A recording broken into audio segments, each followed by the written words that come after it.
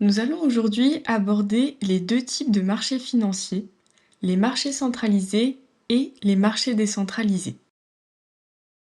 Un marché centralisé est un type de marché financier où toutes les transactions passent par un organisme, une plateforme centrale, notamment la bourse, qui agit comme un intermédiaire central entre les acheteurs et les vendeurs.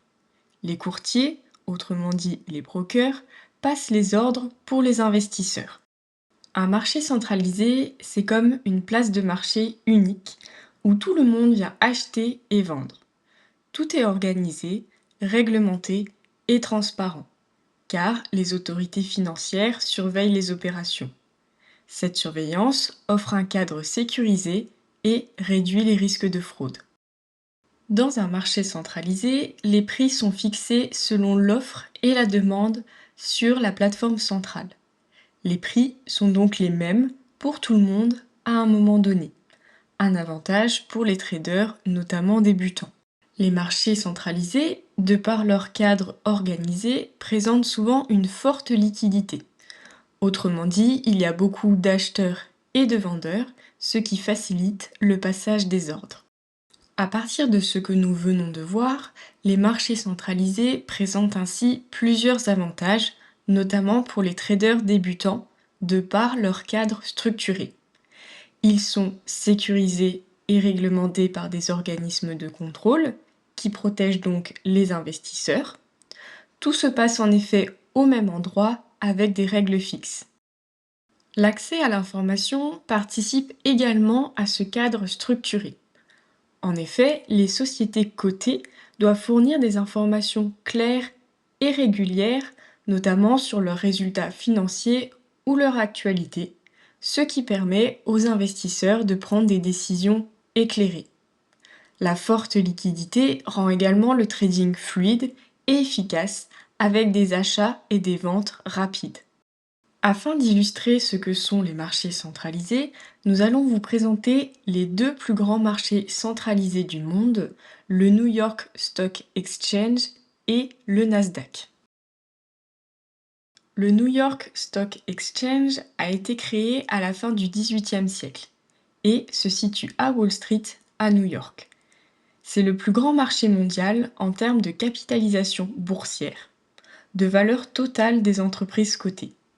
Son objectif principal est de connecter les entreprises qui veulent lever des fonds avec des investisseurs qui veulent faire croître leur argent. Penchons-nous sur la composition du New York Stock Exchange au travers de ses trois principaux indices boursiers. Premièrement, il y a le New York Stock Exchange Composite, qui mesure la performance globale de toutes les actions cotées au New York Stock Exchange, comme Coca-Cola, McDonald's ou encore Goldman Sachs. Cet indice donne une vue d'ensemble de la santé du marché boursier américain coté sur le New York Stock Exchange, ce qui en fait un bon indicateur pour analyser l'état global du marché. C'est un indice pondéré, cela signifie que les grandes entreprises ont plus de poids dans l'indice. Deuxièmement, nous avons le Dow Jones. Il est composé des 30 plus grandes entreprises américaines cotées à New York et leaders dans leur secteur, comme Apple, Microsoft ou Boeing. C'est l'un des plus anciens indices qui en fait un baromètre historique de la santé économique américaine. C'est aussi un indice pondéré. Nous avons le S&P 500 qui suit la performance des 500 plus grandes entreprises américaines comme Amazon, Google ou Microsoft.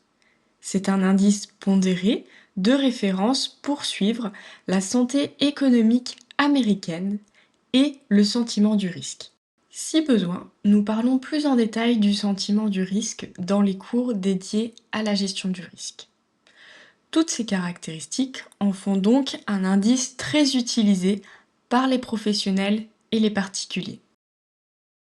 Le Nasdaq est la deuxième plus grande bourse au monde après le New York Stock Exchange. Fondée en 1971, c'est une bourse américaine spécialisée dans la technologie. Autrement dit, elle regroupe des géants de la tech comme Apple, Meta, Amazon ou encore Google. Son indice boursier le plus important est le Nasdaq Composite, qui comprend plus de 3000 entreprises. Voyons maintenant les marchés décentralisés. Un marché décentralisé est un marché financier sans autorité centrale comme une bourse.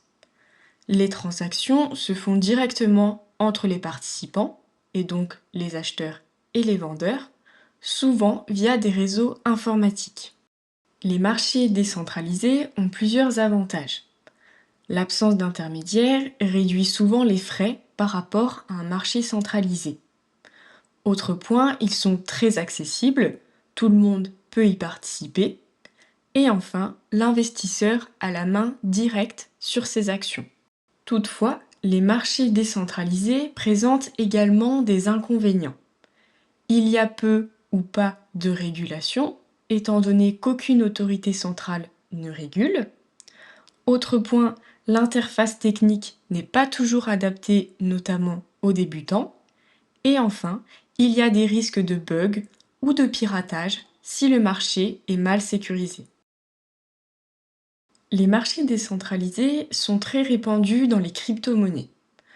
Au lieu d'un intermédiaire, soit d'une bourse, c'est la blockchain qui gère les transactions dans la plupart des cas. Il s'agit d'une sorte de registre numérique et sécurisé. La blockchain est comme une base de données partagée. Elle enregistre toutes les transactions qui sont visibles par tous et impossibles à modifier. Elle permet de créer des systèmes automatisés et transparents. On peut comparer la blockchain à un livre géant où chaque page est un bloc de données. Chaque nouvelle page est liée à la précédente et forme tout ensemble une chaîne de blocs. Tout le monde peut voir le livre, mais personne ne peut tricher ou effacer ce qui a été écrit. Il s'agit bien d'un marché décentralisé, étant donné que la blockchain n'est pas contrôlée par une seule personne ou une seule entreprise, ce qui renforce sa sécurité. Notre vidéo expliquant les marchés centralisés et décentralisés touche à sa fin. Si tu as besoin de revoir certains éléments, je t'invite à la regarder à nouveau.